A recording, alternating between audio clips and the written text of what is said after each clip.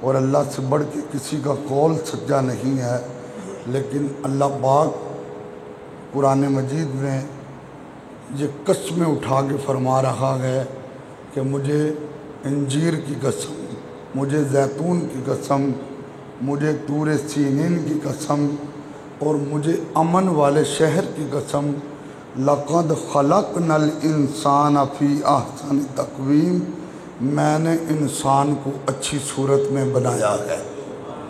دیکھیں اللہ قسمیں اٹھا کے یہ فرما رہا ہے کہ میں نے انسان کو اچھی صورت میں بنایا ہے۔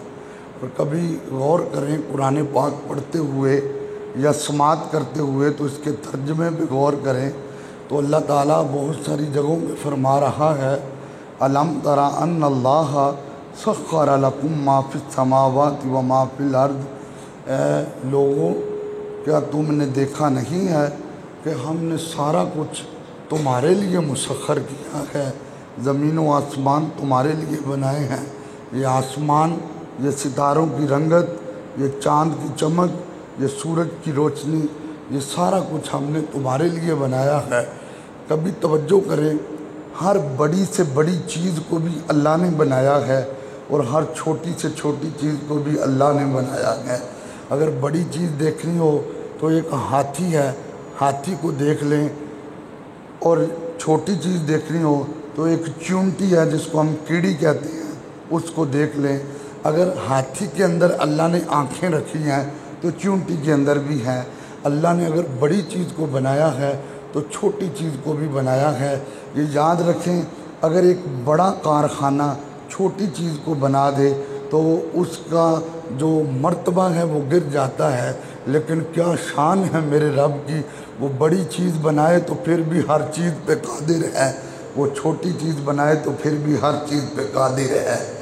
جانور پیدا کیے تیری وفا کے واسطے، کھیتیاں سرسبز ہیں تیری غذا کے واسطے، چاند سورج اور ستارے ضیاء کے واسطے، اور سب کچھ تیرے لیے تو خدا کے واسطے۔ اللہ نے انسان کو کس لیے بنایا؟ جب اللہ نے انسان کی تخلیق کا ارادہ فرمایا، اللہ نے فرمایا پیارے جبریل علیہ السلام جاؤ میدان عرفات میں، وہاں سے مٹی اٹھا کر لاؤ۔ عرض کیا مولا اس مٹی سے کیا کرنا ہے؟ فرمایا اس مٹی سے میں نے انسان کی تخلیق کرنی ہے۔ جبریل علیہ السلام میدان عرفات میں پہنچے، صاحب روح البیان لکھتے ہیں جب انہوں نے مٹی کو اٹھایا تو مٹی نے رونا شروع کر دیا۔ جبریل علیہ السلام نے کہا کیا ہوا ہے؟ تو مٹی نے کہا کہ مجھے لے جا رہے ہو تو مجھ سے انسان بنے گا اور انسان خون ریزیاں کرے گا۔ تو حضرت جبریل علیہ السلام نے اس کے رونے پہ مٹی کو چھوڑ دیا۔ اللہ کی بارگاہ میں گئے، اللہ نے فرمایا جبریل مٹی کیوں نہیں لے کر آئے؟ عرض کہ مولا مٹی رو پڑی ہے تو میں نے چھوڑ دیا۔ میکائیل علیہ السلام کو بھیجا، ان کے ساتھ بھی یہی معاملہ ہوا۔ اسرافیل علیہ السلام کو بھیجا، ان کے ساتھ بھی یہی معاملہ ہوا۔ جب اسرائیل علیہ السلام آئے، انہوں نے مٹی اٹھائی تو پھر مٹی نے وہی گفتگو کی۔ تو اسرائیل علیہ السلام نے کہا تیرا رونا دیکھوں یا رب کا حکم دیکھوں؟ تیرا رونا دیکھوں یا رب کا حکم دیکھوں؟ پھر اسرائیل علیہ السلام اس مٹی کو لے کر گئے اور اللہ نے اس مٹی کے ساتھ حضرت سیدنا آدم علیہ السلام کا وجود بنایا، اور وجود بنا کے اللہ پاک نے جب اس مٹی کے اندر روح پھونکی تو سب سے پہلے حضرت آدم علیہ السلام کو روح پھونکنے کے بعد چھینک آئی اور انہوں نے کہا الحمدللہ، اور فرشتوں نے کہا یرحمک اللہ۔ تو یہ جو چھینک پہ الحمدللہ، اور اگر چھینک پہ گفتگو کریں تو یہ بھی ایک علیحدہ وضاحت ہے کہ یہ چھینک اللہ کی کتنی بڑی نعمت ہے، لیکن انسان رہ کر فرشتوں سے افضل کیسے بن جاتا ہے؟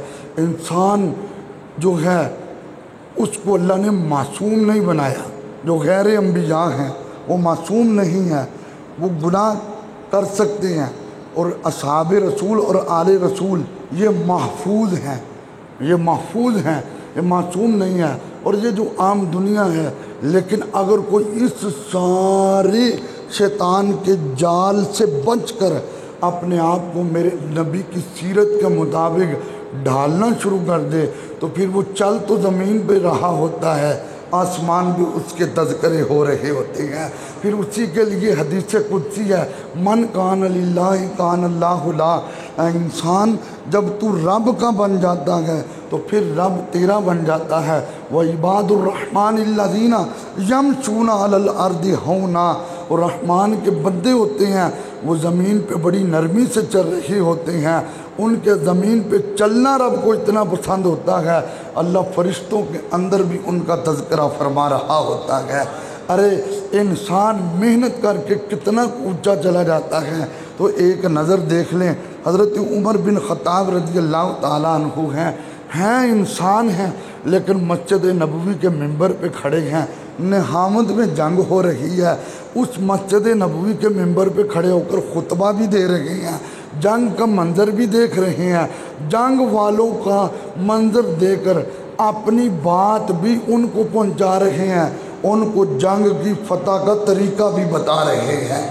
انسان جب محنت کرتا ہے تو پھر اس کی شان کیا ہوتی ہے، انسان اللہ رب العزت کی بارگاہ میں جب جھک جاتا ہے، دیکھو سلیمان علیہ السلام کو کتنی شان ہے ان کی، کہ 3 میل دور سے کیڑی بولتی ہے اور سلیمان علیہ السلام اس چونٹی کے بولنے کی آواز کو بھی سن رہے ہیں، اور کہاں کنان ہے اور کہاں مصر ہے، ادھر سے یوسف علیہ السلام کے بھائی کرتا لے کر چلتے ہیں، اور ادھر سے یعقوب علیہ السلام اپنے گھر میں بیٹھے کہہ رہے ہیں مجھے آج یوسف علیہ السلام کی خوشبو آ رہی ہے۔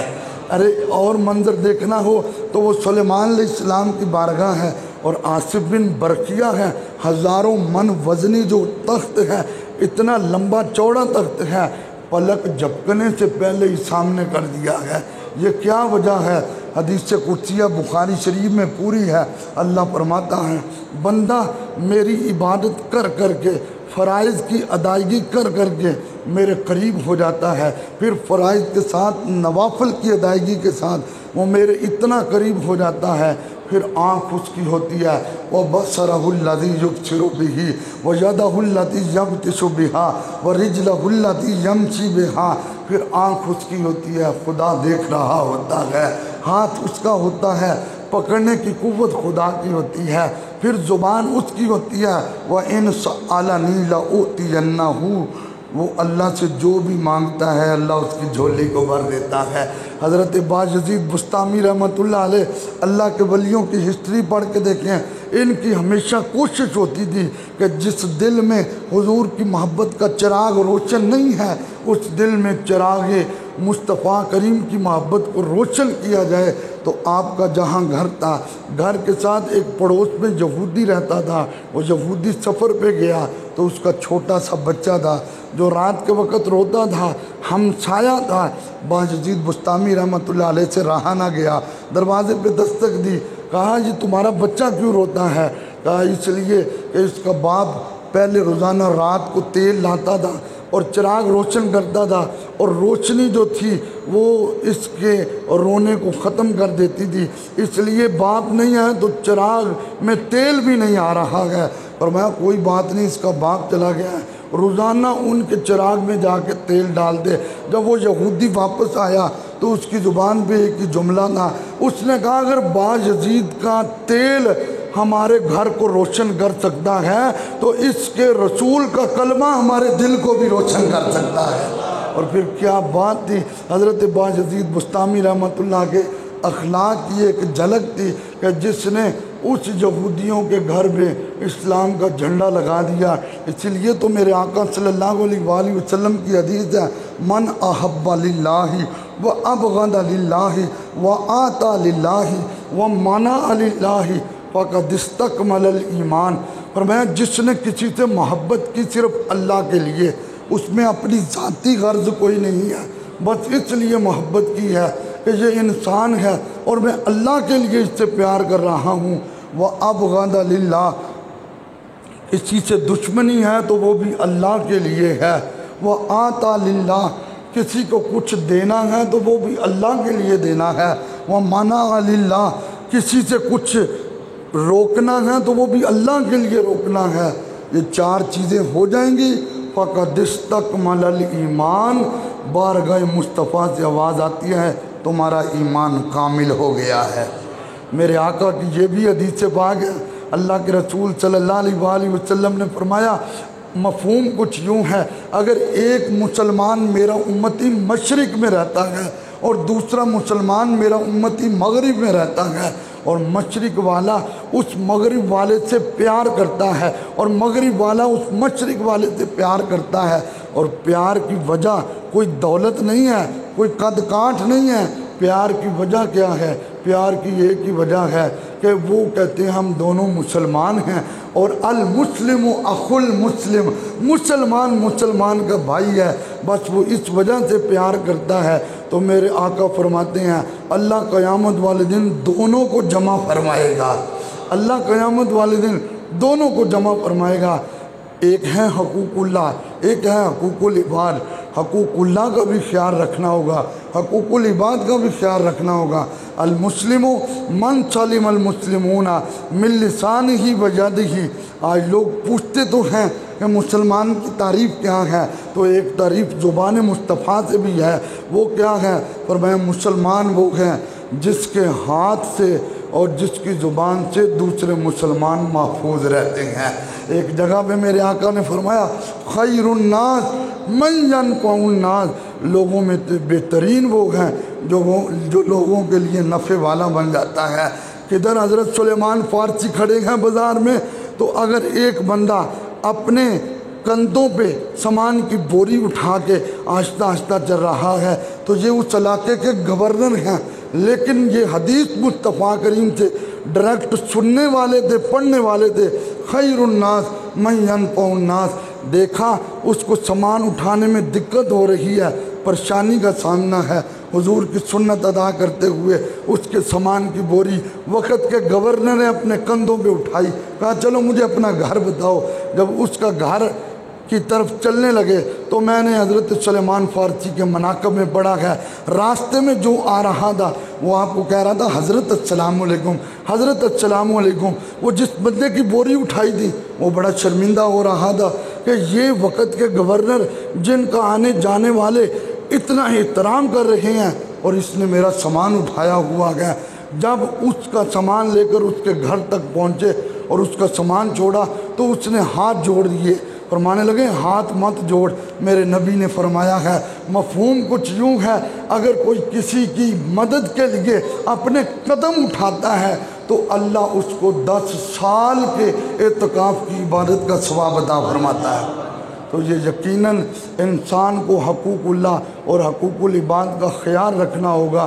بعض اوقات انسان حقوق اللہ تو پورے کرتا ہے لیکن حقوق العباد میں ڈنڈی لگا لیتا ہے۔ یاد رکھیں حقوق اللہ اللہ کے حق ہیں اور حقوق العباد بندوں کے حق ہیں۔ حقوق اللہ کریم مالک مہربانی فرمائے، فضل کریں عدل کریں تے تھر تھر کمبن، اچیاں شانہ والے تے فضل کریں تے بخشے جاون۔